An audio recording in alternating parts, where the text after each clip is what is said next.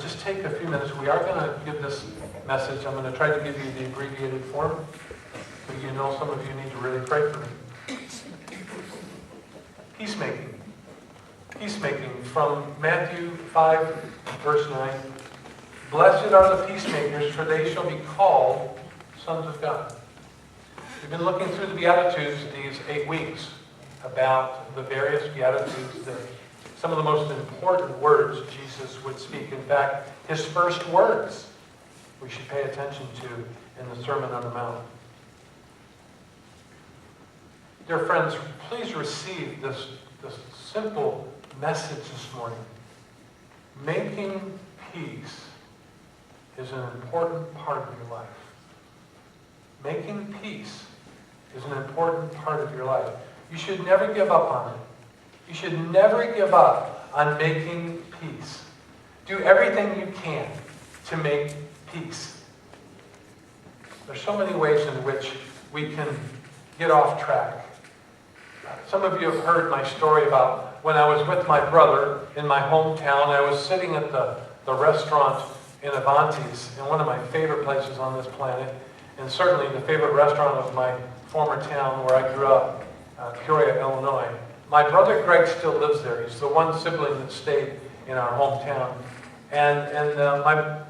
I was in this restaurant with my sister and her young daughter, Judy, my wife, and then my brother Greg. We were sitting there at this corner window that was right on the street. You know, the kind of corner window that there's just a sidewalk and then the light. It's that close. And it's right next to the university, so you can kind of catch the picture of this busy intersection, busy part of town, uptown, but close to downtown. And so there we were ordering our food. We really didn't have anything on our table, I don't believe, as of yet. And all of a sudden, we looked out this window, and there was this man crossing in the crosswalk. The reason that we noticed him is because he was making quite a scene.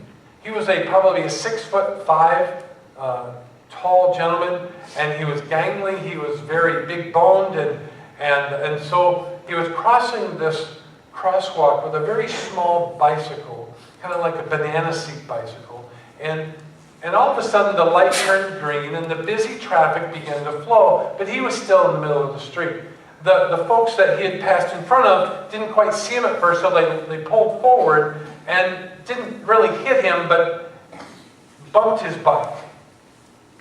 The car immediately stopped, and the man went into a tirade. He became so angry, he started yelling at every car in the intersection. Certainly this man had something going on inside that was wrong, and he lost it.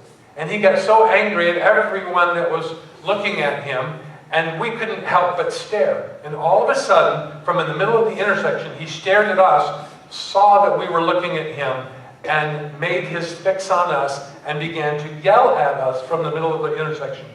It was no problem hearing him through the window, because he was very loud. He began to walk towards the restaurant. He began to make his way to come in the door. He came in the door using that same volume. The traffic is still sitting out of almost disbelief of what they're experiencing. And this man has just taken control of all of our lives. And all of a sudden he comes into the restaurant, his voice now filling this restaurant like you can only imagine. And we were beginning to move about at our table to see what we could do to get to safety. And this man kept yelling. My brother Greg got up and he began to tell the man to settle down. The man swiped off one table of whatever was on it, and all of a sudden the manager came from behind and did a gang grip on both arms, and it was a good thing he did. And my brother and this restaurant man just threw him down on the table. In the meantime, the police were across the intersection, saw what was going on, turned on his lights and siren, jumped the sidewalk with his front axle, and so his car was bouncing, jumped out of the car with siren going, came into the restaurant and arrested the man and took him away. All of a sudden we weren't hungry. Right? They took him away. The man needed help. had gotten out of an institution nearby, and they took him back probably. My brother began to tell us the rest of the story, that when he got up, he feared for our safety, right? So he had a very small pocket knife, and he said, I pulled it out, and I drew some blood. I just need you to know that, because I was trying to protect the family. We were just like stunned by that. My dad came a few minutes later and to join us for lunch and told him the story. And all of a sudden, the subject kind of changed, or the conversation turned, and I said something, and others said, Greg, you shouldn't have done that to my brother. That led to a great falling out between my brother and myself. I didn't know it. We were just discussing what had happened, and we were all shocked. Jump 10 years later, my brother and I decide, I'm up in Michigan, he's still in Illinois, and we're going to fly out to California to see my sister. We're talking about making peace, right? So we make arrangements to fly out to California. We get out to California, and we're sitting in a restaurant, and somehow the subject comes up. And Greg finally shares with me, I've been angry with you for 10 years. I was trying to protect the family. I apologized. I wanted nothing to do with a dispute with my brother. And I said, please forgive me. I am so sorry that I was not sensitive enough to your form of peacemaking. Thus, the title of my message this morning, Peacemaker with a Knife. We don't always get to choose how we're going to make peace. And I'm certainly not an advocate for violence. But that day, I realized that my brother probably saved my life. You see, the rest of the story is that when they took this man away and checked his pockets, he had an 8-inch blade in his pocket. Not the retractable kind either. So my brother was a little bit smarter than I thought. You see, when we grew up, he was the wrestling type. Whenever we would hat box, I would always win because I got longer arms than him. But then he started to press weights, and then it was all over, right? And he would gang tackle me and hurt me. And so that's kind of what changed. And I tried to challenge that a few times in my life, and I'm kind of, let's just say I'm over, right? I'm over whatever, how many times I challenged him, because he could take me down. That was my brother. He was pretty street smart.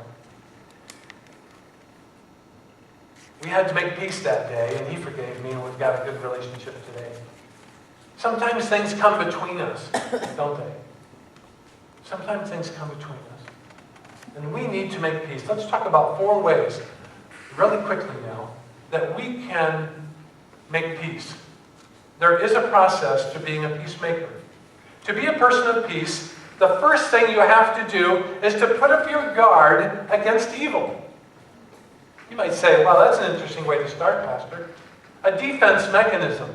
Yes, we need to know what is wrong with our world. We need to know how far we can trust each other. In fact, if you're going to love someone that you're in their presence, you're in their life, if you're going to love them, you've got to put up your guard against evil. You've got to know when to say no. When to say this isn't safe. To make discerning decisions in your own life. To put up your guard against evil. In Ephesians it says, therefore put on the full armor of God.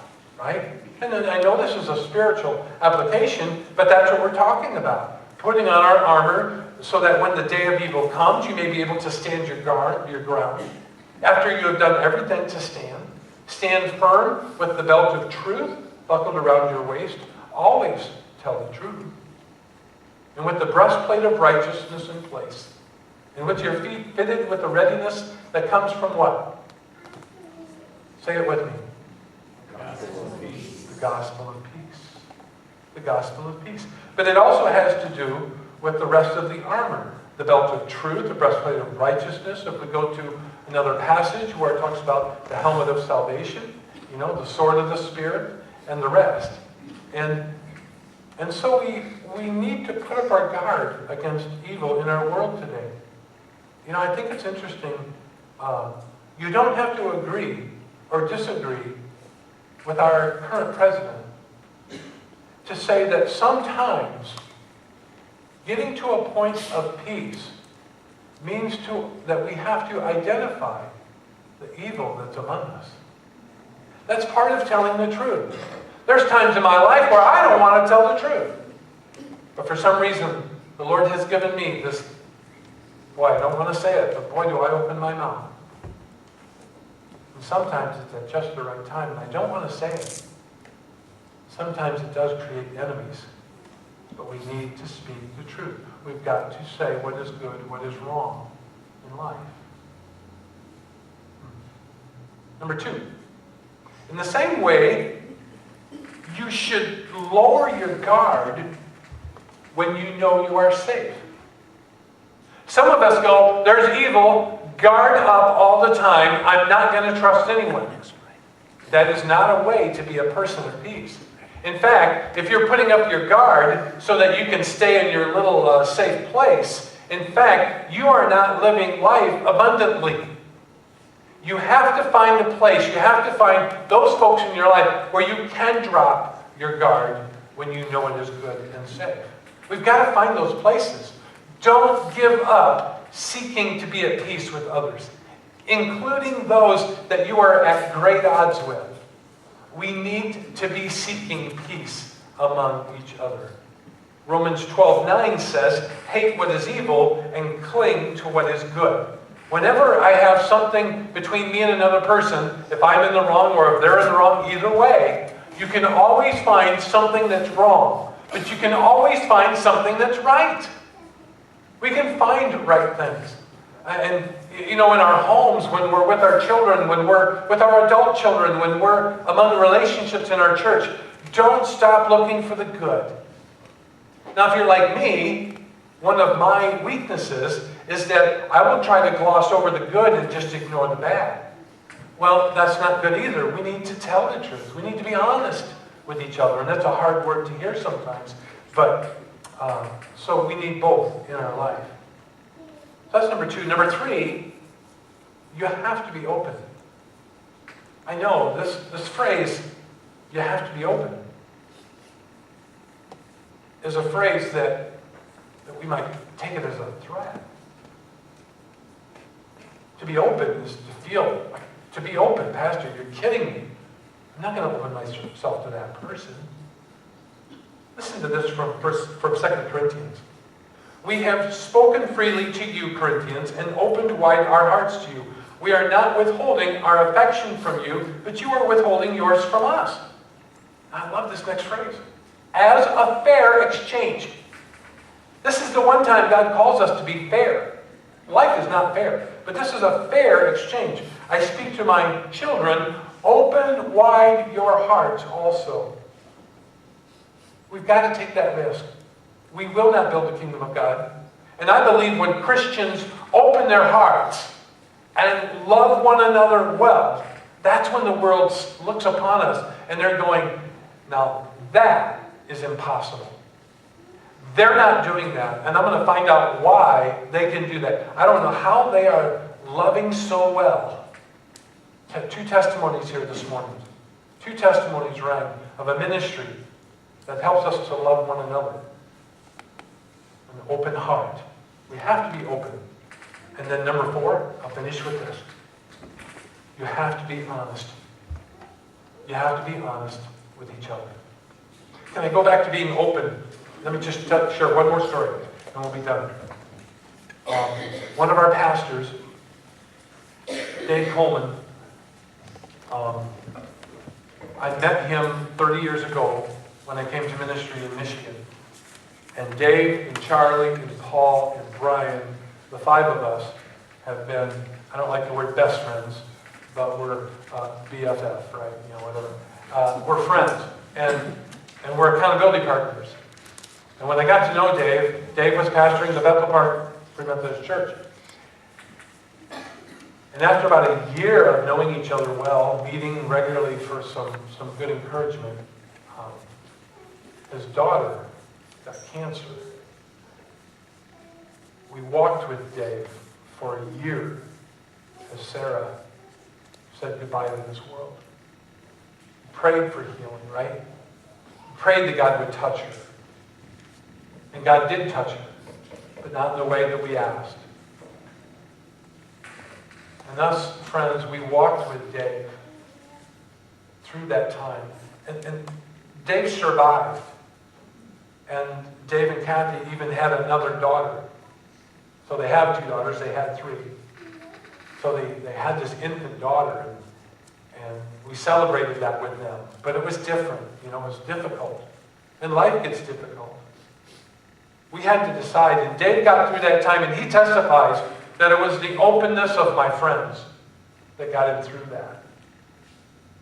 That's part of being the body of Christ, being open. And then finally, I said just a moment ago, being honest.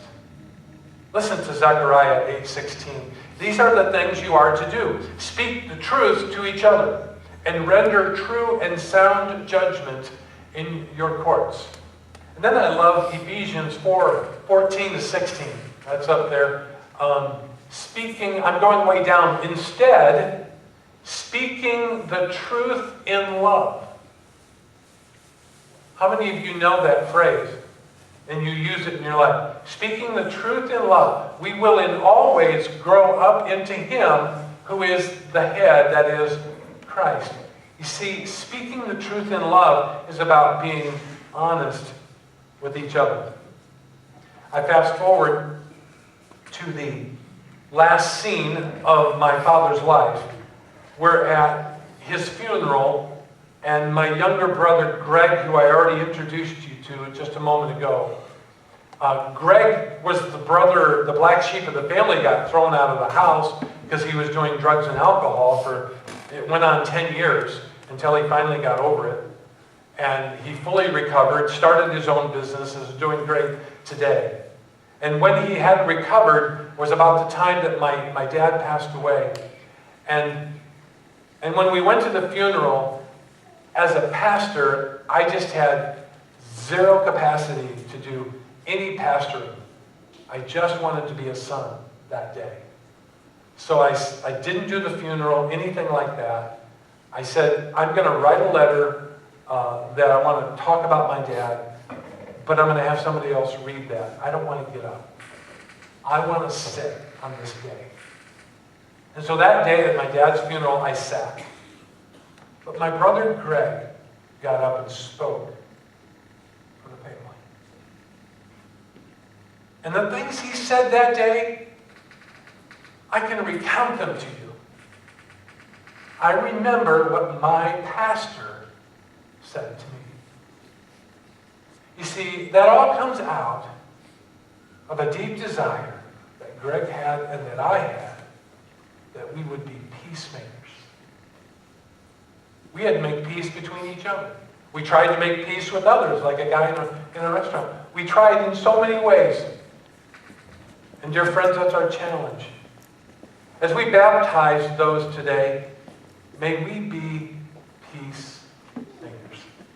Would you pray with me? Heavenly Father, I thank you. I thank you for how you speak to us. Thank you for brothers and mothers and sisters that speak to us, friends, giving us a word when we do not want it. May we all pursue peacemaking like it's the most important thing in the world. Lord, for those people that we're thinking about right now, may we make our peace. In Jesus' name we pray.